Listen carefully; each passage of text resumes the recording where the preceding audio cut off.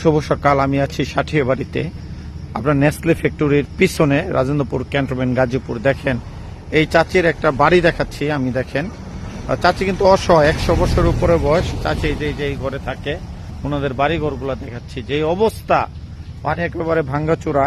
তো আমি স্থানীয় এমপি মহোদয়কে বলবো, আপনি একটু পরিদর্শনে এসে এই বাড়ি ঘরগুলো একটু করে দেওয়ার ব্যবস্থা করেন। পাশাপাশি আমরা যারা আছি, আমরা সবাই সহযোগিতা করব। দেখেন কত অসহায়, এখানে কিন্তু কারেন্ট নাই। দেখেন, আপনি দেখাচ্ছি, এই দেখেন অবস্থা, কারেন্ট নাই।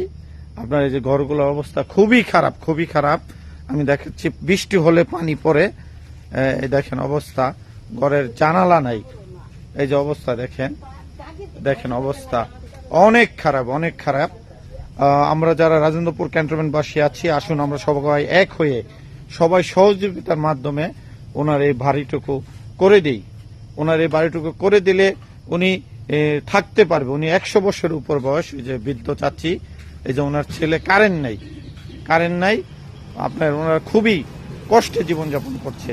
তো আমি স্থানীয় মেম্বার, স্থানীয় চেয়ারম্যান, আমাদের এই এলাকার যে সংসদ সদস্য রফিকুল ইসলাম বাচ্চু ভাইকে বলবো, আপনি সহযোগিতার মাধ্যমে আমরা এলাকাবাসী সবাই এক হয়ে আসুন, আমরা এই একটা মহৎ কাজ করি।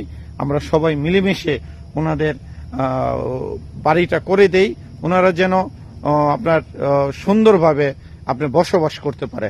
এই যে চাচি, 100-র উপরে বয়স চাচি, খুবই কষ্টে আছে। এই যে দেখাচ্ছি আমি।